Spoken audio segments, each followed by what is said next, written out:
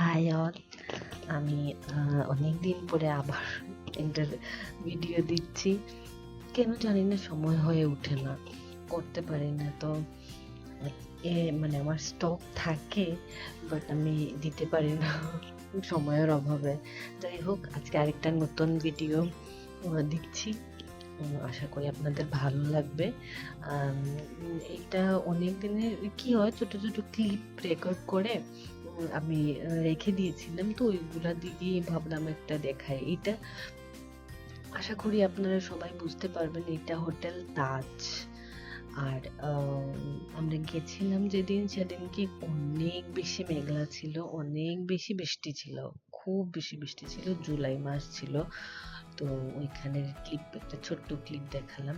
আচ্ছা, আজকে আমি একটা রেসিপি শেয়ার করছি, যেটা মানে এটা হচ্ছে কি পটল দিয়ে ডাল, মুগ ডাল।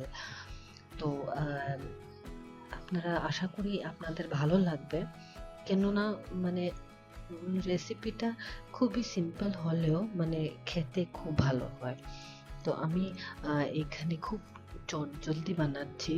এখানে মুগ ডালটা একটু ভেজে নিচ্ছি। মুগ ডালটা ভেজে নেবেন কি, আপনারা বুঝবেন কতটুকু ভাজা হয়েছে।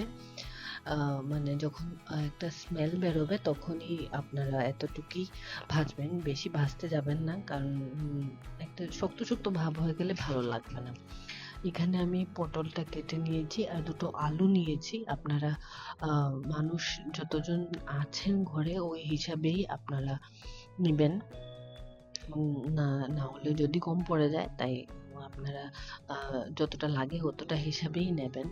তো এখানে আমি একটু গরম জল ভেজে নিয়েছি।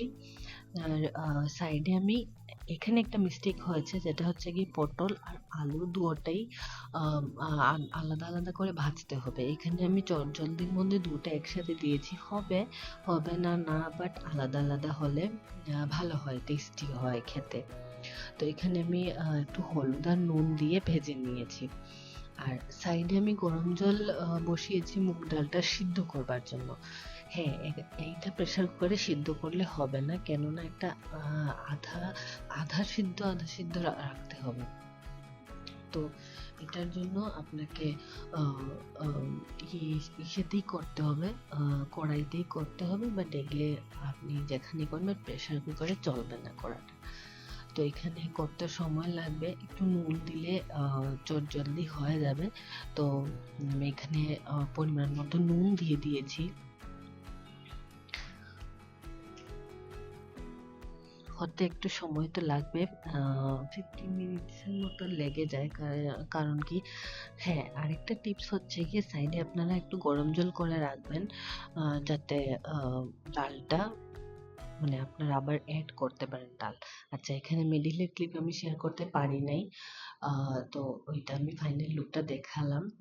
আর এইটা হচ্ছে গিয়ে গণপতির আগে, গণেশ পূজার আগে মহারাষ্ট্রতে গণেশ পূজা তো আপনারা জানেনই সবচেয়ে বেশি ফেমাস। তো এটা আমাদের সিঁড়ির ব্যালকনি থেকে দেখা যায়।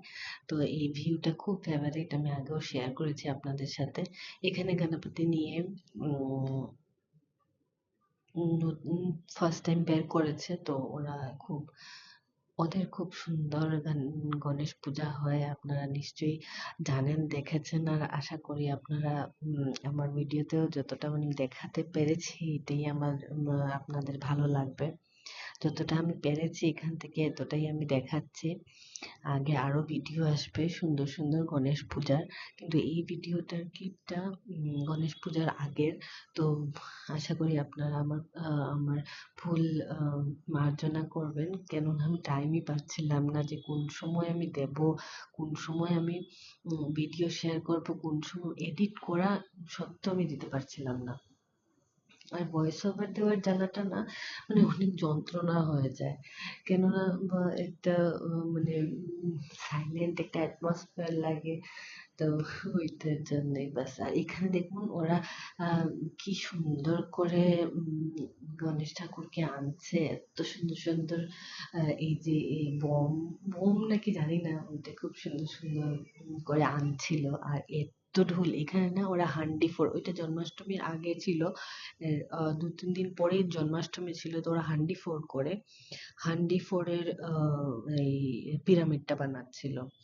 মানে ওরা দেখে দেখে যাচ্ছিল, পিরামিড দেখাচ্ছিল, তারপর অনেক কিছু আছে ওদের, হ্যাঁ, ঢোলের একটা থাকে, তো ঢোল বাজানো দেখাচ্ছিল। আশা করি আপনারা এখন শুনবেন, আর ভালো লাগবে। ফুল দিল, ফুল দিল।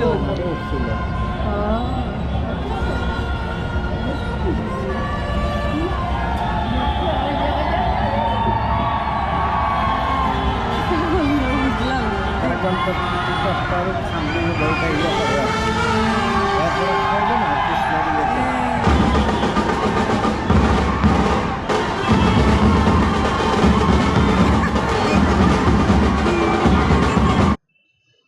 মজার না বাজনাটা?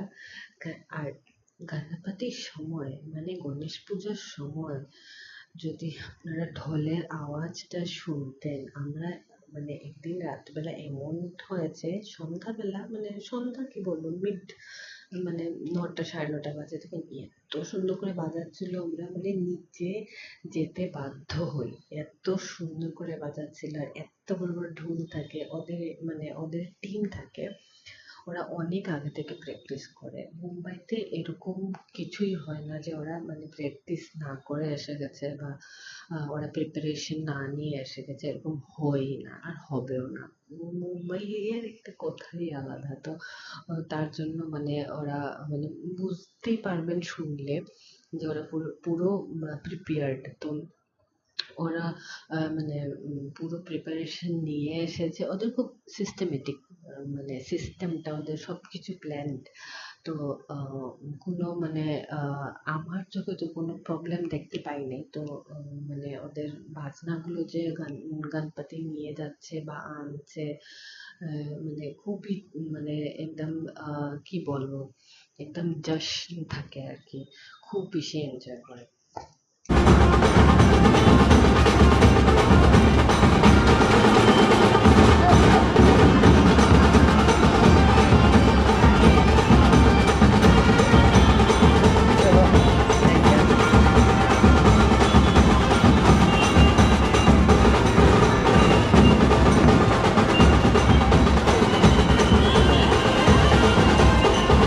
আশা করি শুনলেন আপনারা বাজনাটা, আর আশা করি আমার ভিডিওটাও ভালো লেগেছে, যতটা পেরেছি আমি শেয়ার করেছি। Thank you.